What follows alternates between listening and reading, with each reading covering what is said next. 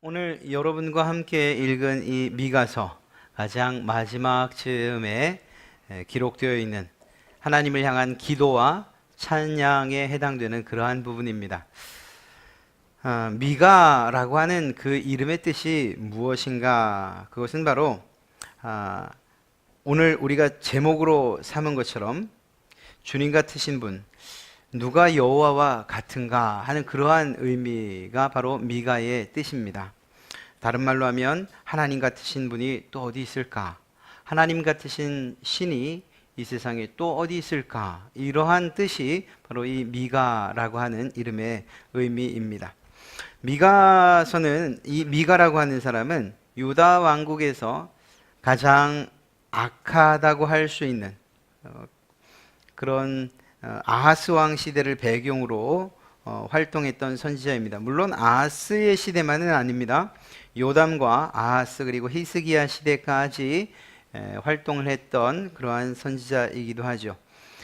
오늘 저희가 전체를 다 살펴보지는 않았지만 개략적으로 흐름이 어떻게 되는가를 살펴보면 오늘 말씀을 이해하는데 조금 더 쉽게 이해할 수 있으리라 생각됩니다. 1장부터 2장 중반, 2장 12절까지는 이스라엘, 전 이스라엘, 그래서 남유다와 북이스라엘에 대한 심판을 선언하고 있습니다. 선지자의 업무가 바로 그런 것이라고 말씀드렸죠. 하나님께서 전하라고 주신 말씀들을 그대로 선포하는 것, 이것이 선지자의 의무라고 말씀드렸죠. 그러면서도 그 짧은 두 절, 즉 2장 12절부터 13절 그 두 절 사이에서 잠깐의 소망을 주십니다. 그래서 야곱의 남은 자를 이야기하며 그들을 회복시키겠다고 선언해 주시죠. 그리고 나서 3절부터는 다시 통렬한 이 죄에 대한 지적과 그리고 경고가 들어갑니다. 특별히 지도자들을 책망하고 그로 인한 예루살렘의 멸망을 선언합니다. 그것이 3장의 내용이고 4장에서는 메시아의 시대가 돌아올 것이다. 5장에서는 그 메시아에 대한 예언이 직접적으로 이루어지고요. 그리고 나서 이제 6장에 하나님께서 내가 너희를 이렇게 심판하는 것이 정당하다. 너희는 어떻게 생각할지 모르지만 내가 너희에 대한 이 심판은 분명한 정당성이 있다. 심판받을 만하다라는 것을 이야기하십니다. 그 이야기를 듣고 선지자는 탄식하게 되죠. 그리고 나서 바로 이제 7장으로 넘어오게 됩니다. 7장의 7절부터가 바로 그러한 내용인데요. 하나님께서는 그럼에도 불구하고 이스라엘에 대한 구원을 약속하시고 그 약속에 대한 기도와 감사, 찬송 이렇게 해서 미가서가 마무리되게 됩니다. 제가 늘 예언서를 이야기할 때마다 반복되는 패턴이 있다고 말씀드렸죠.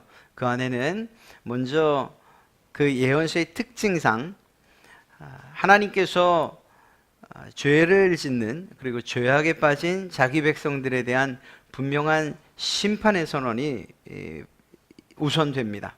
그래서 모든 선지자들이 대부분 다 하나님께서 하신 말씀들을 그대로 선포하며 그들의 죄악을 지적하고 그리고 회개를 촉구하고 그렇게 안 되면 결국은 멸망할 것이다 라는 이러한 내용들을 선언하죠.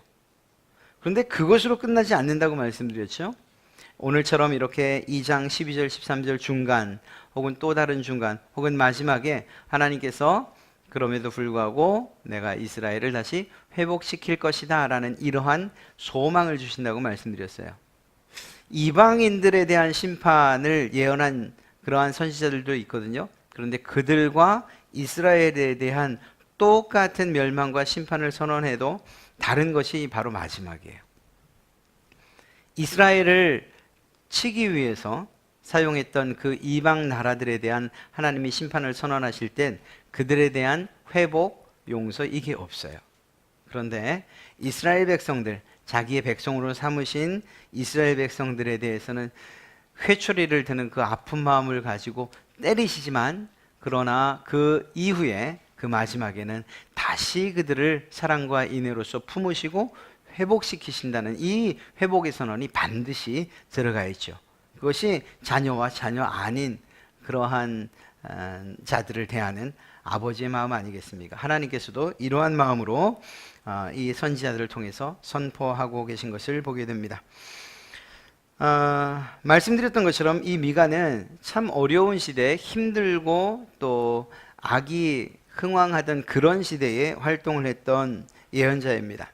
오늘 우리가 다 읽지는 않았지만 미가서를 조금 찬찬히 읽어보면 여기에는 이스라엘 백성들의 죄악들을 한 가지 한 가지 이렇게 나열하고 있는데요. 공무원들은 자기의 욕심대로 매우 탐욕스럽고 재판하는 사람들은 돈을 받고서 재판하기 때문에 그 재판의 결과가 돈에 따라서 굽어집니다. 권력을 준 사람들은 자기의 사리사욕을 채우기 위해서 백성들을 압제하고요. 제사장들과 예언자들조차도 돈을 받고서 예언하거나 돈을 받고서 말씀을 선포하는 이러한 웃지 못할 일들이 일어나는 때가 바로 지금 이 미가가 활동하던 때입니다. 부자들은 오히려 너그러워야 함에도 불구하고 그럼에도 불구하고 더 폭력적이어서 백성들을 보살피기는커녕 그들에게서 어떻게 하면 더 빼앗을까 하는 이러한 욕심 가운데 차 있고요. 그러면 백성들은 그러면 하나님 말씀에 순종하냐? 그거 아니에요. 어떻게 해서든 살아야 된다는 그러한 절박함이 있어서인지 모르지만 수시로 거짓말을 하는 이러한 거짓말을 입에 달고 사는 그러한 백성들이 되어버리고 말았습니다. 하나님을 예배하면서도 여전히 이런 상황이었다는 것, 이것이 더 큰 문제인 거죠. 이스라엘 백성들이 정말 하나님의 심판의 말을 들을 때에 그들이 성전 문도 닫고 그리고 출입도 안 하고 예배를 잊어버리고 제사하는 것도 드리지 않고 그렇게 완전히 망가진 상태였느냐? 그게 아니라는 거예요. 표면적으로 볼 때는 여전히 그 부자들도 그 공무원들도 그 권력자들도 그 제사장과 예언자들도 예배했다니까요. 여전히 예루살렘 성전이 서 있었고 그곳에서 하나님께 타올려 드려지는 그러한 제사의 연기가 있었어요. 그러나 그들의 삶은 믿는 사람들 같지 않은 하나님의 백성답지 않은 그러한 삶을 살았던 것이죠. 이러한 상황 가운데 있었기 때문에 하나님은 그들에게 심판을 선언하실 수밖에 없었어요. 물론 이에 대해서 많은 거짓 선지자들과 또한 힘을 가지고 또 그 힘을 잃기 싫어하는 사람들은 말하죠. 우리가 도대체 멸망한 이유가 뭐가 있습니까? 우리가 하나님한테 예배하지 않습니까? 우리가 하나님께 예물을 드리지 않습니까? 우리가 하나님께 제사를 드리지 않습니까? 그런데 우리가 왜 멸망당해야 됩니까? 라고 오히려 하나님께 되묻고 있는 것이죠. 그런 상황이에요. 그런 상황. 그렇기 때문에 지금 이 시대적인 상황은 절망일 수밖에 없는 거예요. 소망을 찾을 수가 없고 이스라엘 백성들은 죄를 지는 가운데에서도 내가 어떤 죄를 짓고 있는지를 전혀 깨닫지 못하는, 스스로 깨닫지 못해서 하나님이 선지자를 통해서 이것이 잘못이라고 분명히 말씀하고 계심에도 불구하고 그것조차도 인식하지 못하는 이러한 상황이었다는 것입니다. 결국은 그들은 하나님의 심판의 선언과 더불어서 결국은 그 심판대로, 그 예언대로 멸망의 길을 가게 되죠. 그것이 오늘 미가의 마지막이었다라고 한다면 우리가 읽는 바로 14절과 20절의 소망은 우리의 것이 되지 않았을 것입니다. 그런데 그럼에도 불구하고 미가 그는 사람에게서 소망을 본 것이 아니고 하나님에게서 소망을 보고 또 희망을 보게 됩니다. 하나님이 어떤 분이신가 하는 그러한 마음이 미가에게 있었기 때문인 것이죠.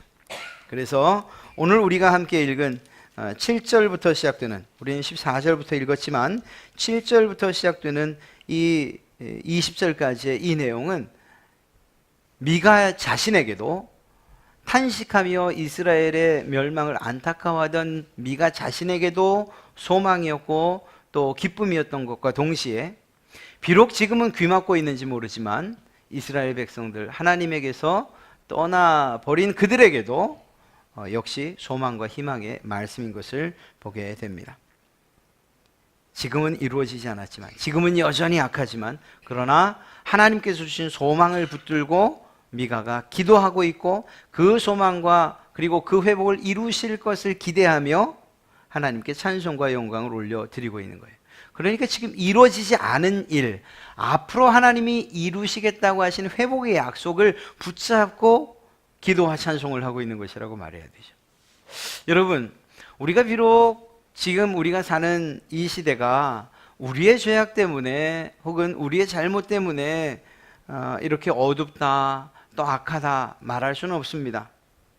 그러나 우리가 사는 상황이 지금 이러한 절망적인 상황이라고 할 때에 우리가 과연 어디에서 소망을 갖게 될 것인가 묻는다면, 그러면 우리는 오늘 미가서를 돌아보며 하나님에게 소망이 있습니다, 이렇게 대답해야 된다는 거예요.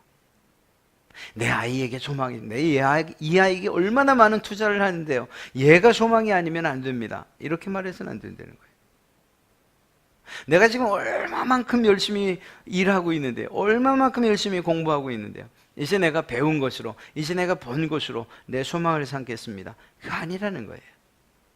세상에서 소망을 삼을 것이 있느냐? 성경은 분명하게 말합니다. 결코 그 어떤 것도 우리의 참된 소망이 될 수 없을 것이라고. 오직 우리의 소망은 예수 그리스도, 오직 우리의 소망은 하나님이 되셔야 할 줄로 믿습니다. 그 사실을 아는 바로 미가였기 때문에 지금 그 캄캄한 가운데에서도 바로 방금 전까지 탄식을 하고 통곡을 했던 그 눈물을 거두고 감사와 기도와 찬송을 하나님께 드릴 수 있는 거예요.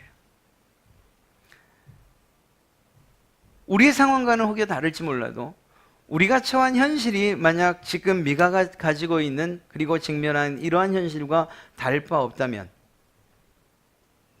전체적인 사회적인 그러한 상황이나 환경이 아니라 그냥 여러분 각자가 처한 상황이 암담하고 암울하고 답답해서 정말 어쩔 수 없는 상황이라 할지라도, 그래도 우리가 그 탄식의 눈물을, 한숨을 거두고 눈물을 거둔 채 하나님을 바라보며 감사와 찬송을 돌릴 수 있는 이유가 오늘 이 마지막 우리가 살피는 성경 가운데 있다는 거예요.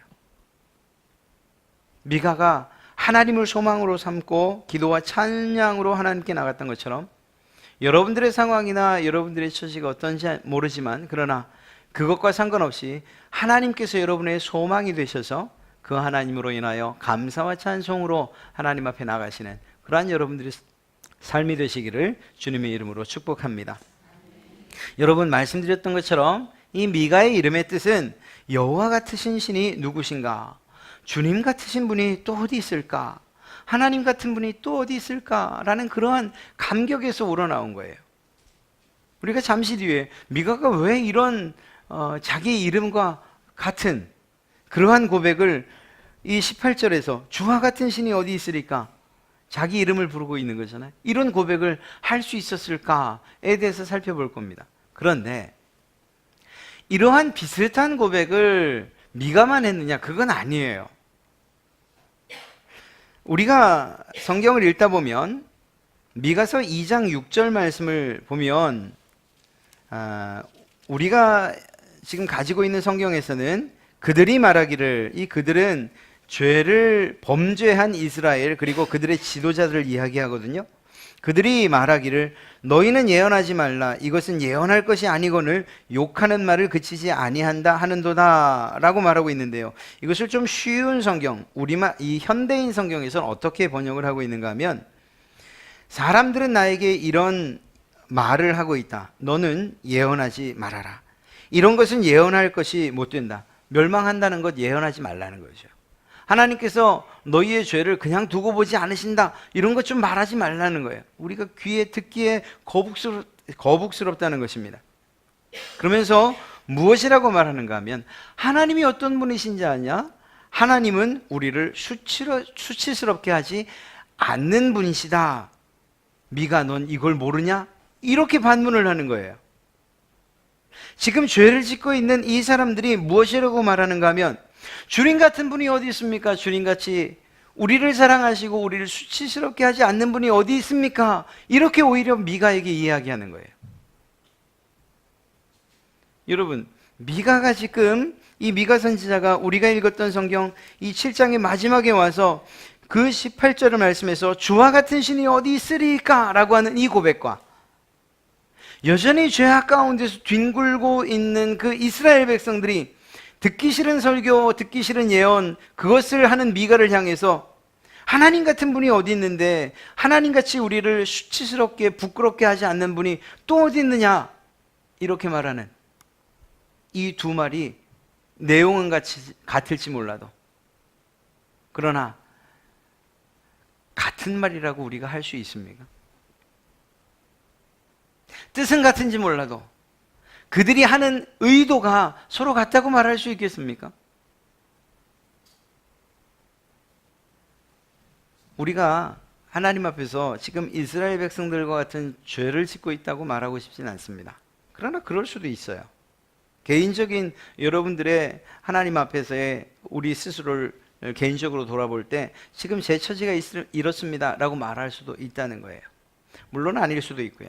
그러나 우리가 하나님에 대해서 오해를 해서 하나님에 대한 무지 때문에 그저 하나님께서 모든 것을 용서하시고 우리를 부끄럽게 하시거나 수치스럽게 하시는 분이 아니라고만 생각하고 있다면, 그래서 하나님의 속성, 그 속성 가운데에 공의도 정의도 다 무시한 채 그저 하나님은 우리를 사랑하시는 분이시오, 인내하신 분이십니다 라는 이 사실만 주구장창 외우고 있다면, 그러면 지금 이 멸망을 앞둔 이스라엘 백성들과 다를 바가 무엇이냐는 거예요. 만약에 여러분들이 여러분의 입술로 주님 같은 분이 또 어디 있을까요? 라고 고백하고 싶으시고 또 그렇게 고백하기 원하신다면, 그렇다면 내가 지금 하나님에 대해서 어떤 마음, 바른 지식을 갖고 있는가, 하나님에 대해서 내가 오해하고 있는 것은 아닌가 하는 이러한 마음을 가지고서 내 고백을 다시 한번 살펴봐야 되는 거예요. 우리에게 그렇게 나쁜 일이 일어날 리 있는가? 없다. 어떻게 야곱의 가문에 그런 소리를 함부로 할 수 있느냐? 하나님이 화를 발하신다니 그분이 그러실 분이냐? 이스라엘 백성들은 이렇게 말하고 있는데, 한번 생각해 보십시오. 멸망을 앞둔 이스라엘 백성들, 그들은 자신들이 하나님을 조정할 수 있을 것처럼 생각했어요. 이게 말이 되냐고요? 그러게요. 말이 안 되는 일을 왜 이들은 이렇게 생각했을까요? 하나님의 손안에 있는 그 자신들의 모습, 자신들의 상황을 착각하고 이것을 뒤집어서 마치 자기들 손안에 하나님이 계신 것처럼 말하고 있지 않습니까? 어르고 달래면 화도 복으로 바꿔주실 수 있는 것처럼 그렇게 말하고 있어요. 그들은 정말 하나님의 공의와 정의에 대해서 모르고 있었던 거죠. 이런 일이 가능하냐는 거예요.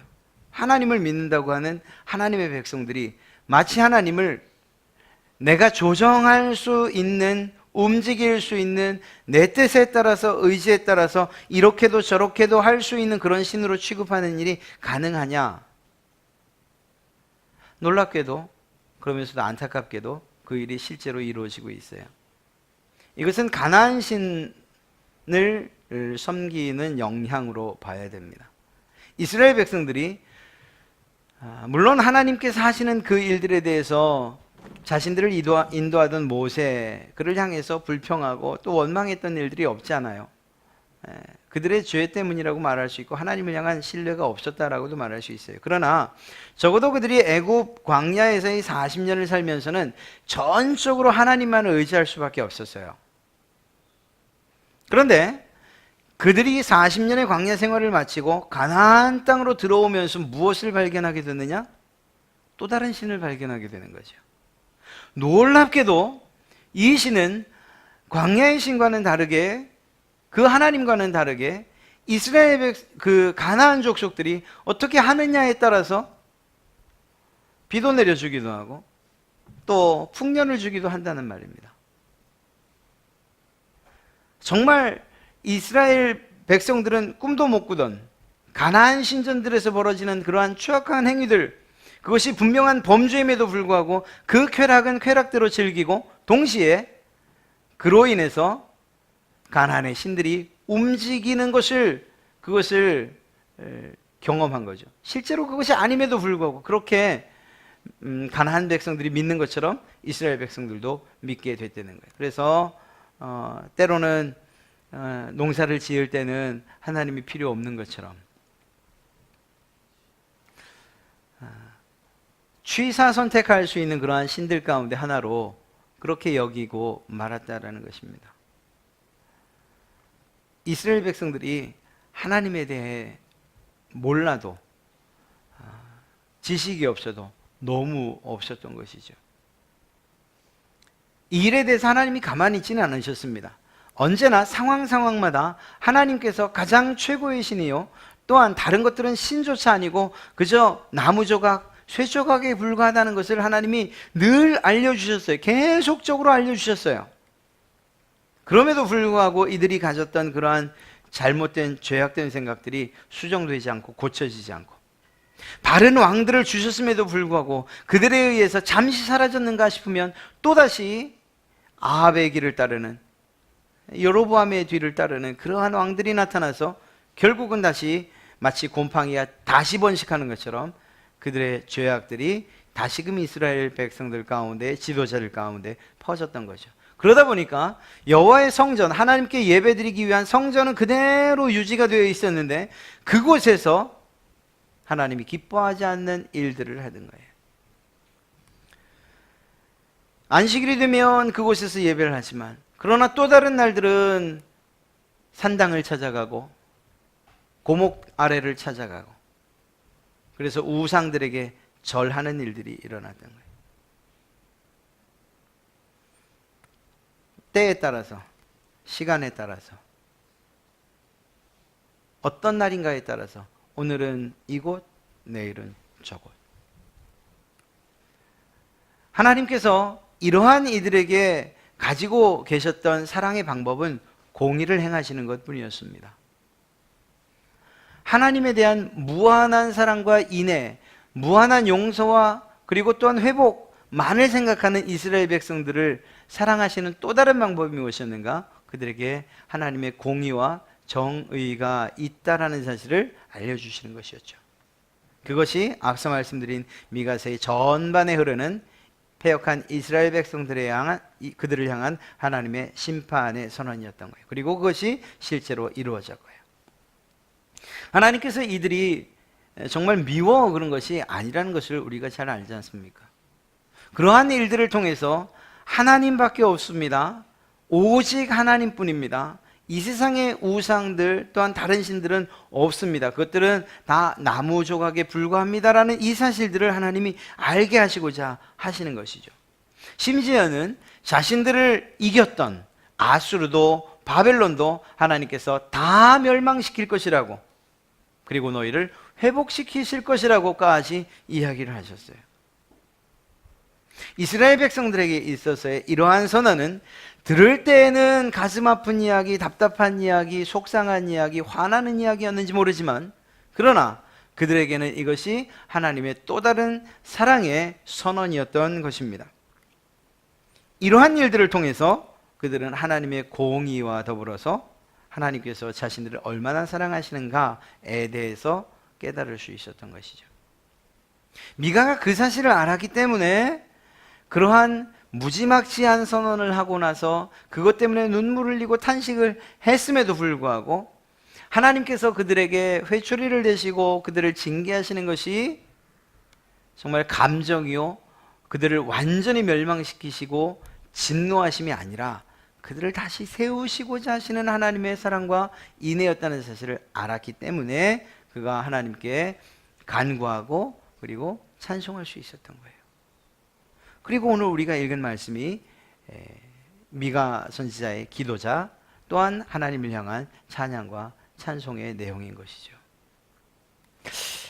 우리 한번 생각해 봅시다. 주님 같으신 분 또 어디 있습니까? 여러분 이러한 고백하고 싶지 않으십니까? 여러분들이 생활을 하시면서 정말 주님 같은 분 없습니다. 하나님 같은 분이 또 어디 있을까요? 내가 하나님을 몰랐으면 어떻게 살았겠습니까? 라는 이러한 고백이 정말 시도 때도 없이 나오지 않으십니까? 그러한 여러분들의 고백을 하나님께서 얼마나 기뻐하실지 생각해 보셨습니까? 그런데 이것이 앞서 말씀드렸던 것처럼 멸망 중에 있는 이스라엘 백성들도 비슷한 전혀 다른 의도였지만 비슷한 입술의 고백을 할 수 있었다는 점에서 우리는 마음의 경각심과 그리고 또 스스로에 대한 하나님의 말씀으로 인한 권면 그리고 경고를 무시하지 말아야 돼요.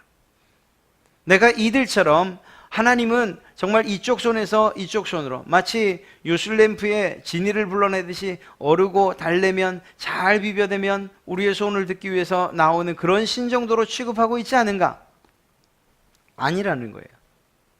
그렇게 생각하는 이상 우리가 하는 하나님 같은 분이 어디 있습니까? 내 소원을 잘 들어주시는 분이. 하나님 같은 분이 어디 있습니까? 울면 그러면 울지 말라고 복 주시는 그 하나님. 이 정도의 선에서 우리의 신앙은 멈출 수밖에 없는 거예요. 그렇지 않습니다. 미가가 하고 있는 자기의 이름과 같은 그 뜻의 고백, 주님 같은 분이 또 어디 있습니까? 죄에 대해서는 분명하게 징계하시고 정의와 공의를 행하시지만 그러나 그 매 안에 뜨거운 사랑을 가지고서 때리시는 그분, 그래서 다시 일으켜 세우시고 소망을 주시고 희망을 주시는 그런 하나님이 또 어디 있습니까? 내가 그 하나님께로 더 가까이 나갈 수밖에 없습니다. 이러한 고백을 지금 미가가 하고 있는 것이죠. 그렇기 때문에 그가 이러한 고백을 할 때에 주와 같은 신이 어디 있습니까? 라고 말한 그 이유에 대해서 18절 이후에서 몇몇 가지로 이야기하고 있어요. 여러분들 또한 미가의 고백과 같이 주와 같으신 분 어디 있습니까? 라고 말할 때에 미가가 이야기하고 있는 이러한 여러 가지 이유들이 여러분의 같은 이유들이 되기를 바랍니다. 그는 이 18절과 19절에서 우리의 죄악을 용서하시는 그러한 하나님, 그런 하나님이 어디 있습니까? 라고 이야기하고 있어요. 이스라엘 백성들이 용서받지 못할 줄아는 것을 누구보다 미가가 잘 알고 있었잖아요. 그들의 죄악상들을 하나님께서 일일이 보게 하셨고 그것들을 입술로 선포하게 하셨고 그들의 죄를 지적하게 하셨으니까 미가가 정말 하나님의 마음을 가지고 그 말씀을 선포할 때마다 하나님의 마음으로 통곡하지 않았겠습니까? 그런 미가가. 그래서 용서받을 수 없는 그러한 백성들이라는 이 생각에 전혀 흔들림이 없던 그 미가가 죄를 용서하시는 하나님이심을 알았을 때 하나님 같은 분이 또 어디 있습니까? 오늘 이 미가가 고백하고 있는 이 고백이 저와 여러분의 고백 아닙니까? 우리를 용서하신 그 하나님을 생각할 때 내가 정말 하나님의 은혜와 그 용서하심을 받을 만한 자격이 있습니까? 야, 나를 용서해 주시다니 그런 하나님이 또 어디 있습니까? 주와 같으신 분이 없습니다. 이러한 고백이 우리에게 절로 나오지 않겠습니까? 우리가 만약에 그러한 고백이 없다라고 한다면 그것은 우리 스스로를 보는 눈이 없는 거예요. 우리가 어떤 존재였는지, 어떤 상황에 놓였는지, 마치 멸망한 이스라엘 백성들 그들의 상황 가운데 있으면서도 자신들은 멸망당하지 않을 것이라고 굳굳이 이야기하며 하나님의 복음을 선포하는, 그리고 그 하나님의 말씀을 대변하는 그러한 선지자들의 뺨을 때리고 때로는 옥에 가두고 죽였던 그러한 거짓 선지자들과 별반 다른 거 없는 거예요. 내가 어떤 상황인지를 인식하지 못한다면 말입니다. 그러나 반대로 하나님께서 우리에게 은혜를 주셔서 내가 정말 구원받지 못할 만한 그러한 죄악 가운데 있었다는 사실을 우리가 조금이라도 깨닫게 된다면 그러면 우리는 즉각적으로 고백할 수밖에 없어요. 주님 같으신 분이 어디 있습니까? 하나님 같은 신이 또 어디 있습니까? 저를 용서해 주신다니 말입니다. 오늘 미가가 그렇게 이야기하고 있지 않습니까? 주께서는 죄악과 그 기업에 남은 자의 허물을 사유하시는 분이십니다. 어떻게요? 우리를 불쌍히 여기셔서 우리의 죄악을 발로 밟으시고 우리의 모든 죄를 깊은 바다에 던지시면서까지 우리를 사랑하신 분이십니다. 이것이 미가의 고백이죠. 죄 사유하심으로 인하여서 하나님이 이러한 용서하심을 경험함으로 말미암아 하나님 같은 분이 없습니다라고 고백하는 그러한 여러분 되시길 주님의 이름으로 축복합니다. 미가는 또 이야기해요.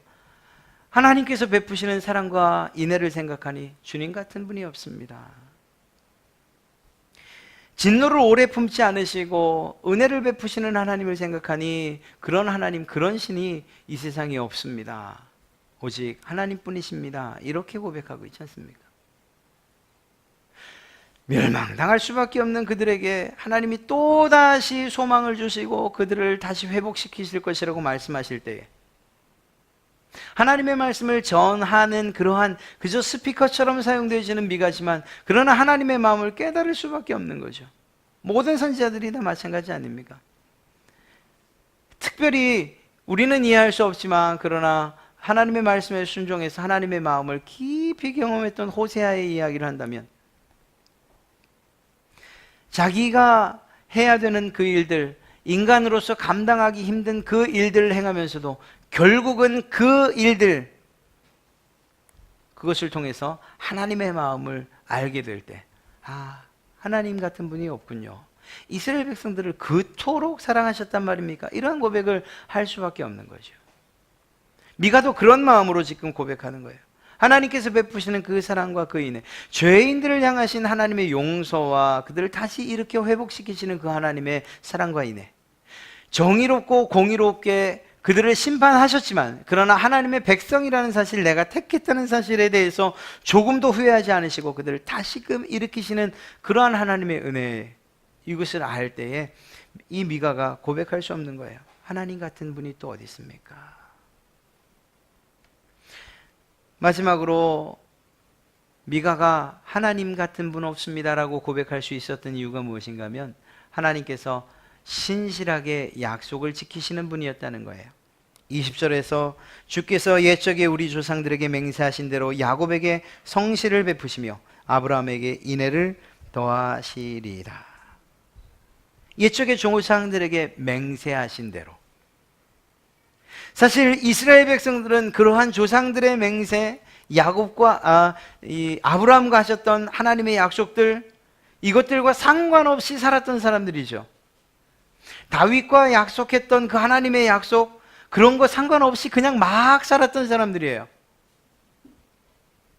그럼에도 불구하고 하나님은 그 죄 짓는 백성들 그들을 본 것이 아니고 그들의 앞서서 하나님이 약속했던 그 사람들, 그 다윗과 그 아브라함과 했던 그 선한 약속들, 그리고 구원의 약속들을 끝까지 잊지 않으셨다는 거예요.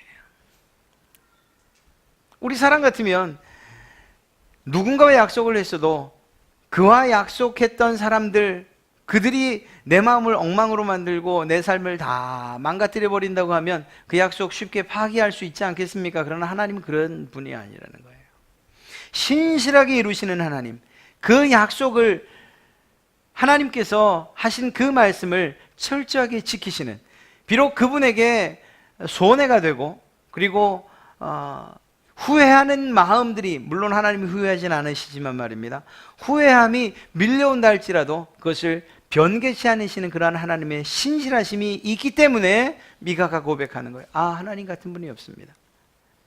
이방신들 보니까 그들은 변덕이 죽을 듯 하는데, 물론 그 일들, 그렇게 생각하는 것은 사람들의 생각이죠. 우상들이 뭘 할 수 있겠습니까? 이방신들이 무엇을 할 수 있겠어요? 그러나 사람들이 어떻게 생각합니까? 신들이 변덕스럽게 생각하는 거예요. 이렇게 하면 비를 내려주고, 그거 안 하면 비조차도 없고 가뭄이 오게 하고, 그들 앞에서 정말 추하고 더러운 그러한 죄라고 규정된 것이지만, 그러나 그것으로 이방신들이 흥분하면 비가 내리고, 그렇지 않으면 비조차 내리지 않는, 자기 마음에 이렇게 저렇게 그냥 변화무쌍한 그러한 신들과는 다르게 한번 약속하신 그 약속을 끝까지 이루시는 하나님이시라는 것을 미가가 알고, 또 그 사실을 고백할 때 그의 입술에서 나왔던 고백이, 하나님 같은 분이 또 어디 있습니까? 하나님 같은 분이, 주님 같으신 분이 또 어디 있습니까? 이러한 고백을 할 수 있었던 것인 줄로 믿습니다. 앞서 말씀드렸던 것처럼 하나님에 대한 우리의 무지는 그저 나의 소원을 이루는 데 필요한 정도, 그러한 정도의 하나님으로 취급할 뿐입니다. 그러나 그렇지 않습니다. 그 하나님은 자기의 백성을 사랑과 인애로 대하시는 분이십니다. 동시에 죄인에 대한 분명한 공의와 정의를 행하시는 그러한 분이시기도 하지요. 비록 자기의 백성과 자녀임에도 불구하고 죄에 대해서 분명하게 그 죄를 처리하시는 그러한 하나님.